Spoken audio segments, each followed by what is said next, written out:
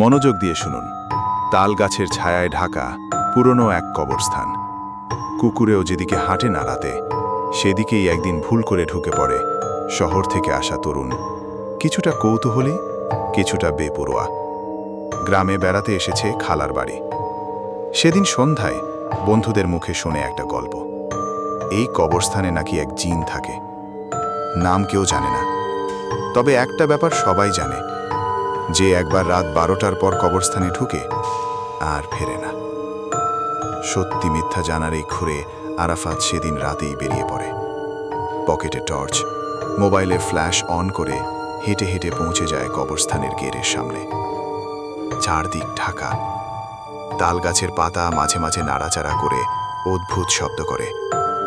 রাত তখন 12:17।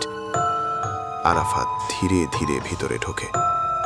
প্রথমে কিছুই হয় না, স্রেফ নীরবতা আর ঝিঝি পোকার শব্দ।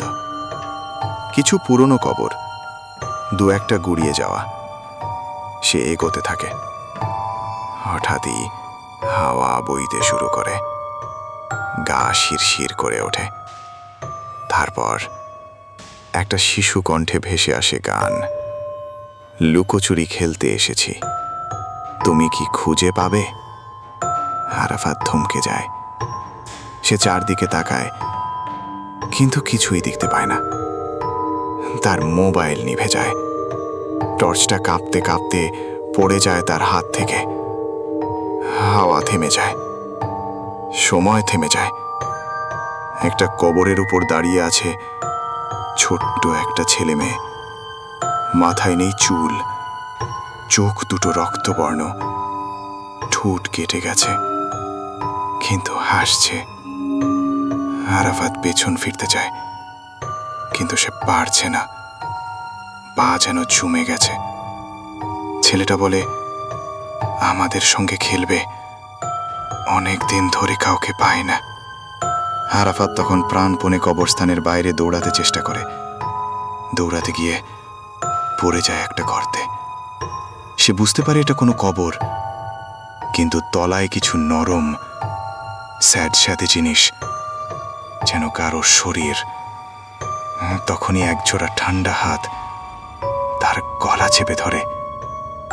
একটা মেয়ে কণ্ঠ ফিসফিস করে বলে, তুমি তো নিজেই বলেছিলে সত্যিটা জানতে চাও, এখন জেনে গেলে আর ফেরা যাবে না। শেষবারের মতো আরাফাতের চিৎকার ভেসে আসে। তারপর পুরো কবরস্থানটা আবার নিস্তব্ধ হয়ে যায়। পরদিন সকালে গ্রামের লোকজন দেখে কবরস্থানের একটা খবর খোলা, মাটি উল্টানো, আর পড়ে আছে একটা ভাঙা। আর আরাফাত, তার কোনো চিহ্ন মেলে না। কেবল রাত নামলে কেউ কবরস্থানের ভেতর থেকে একটা ছেলে মেয়ের কণ্ঠে হাসির শব্দ শুনতে পায়। আর একজন এলো। এবার আমরা 3 জন।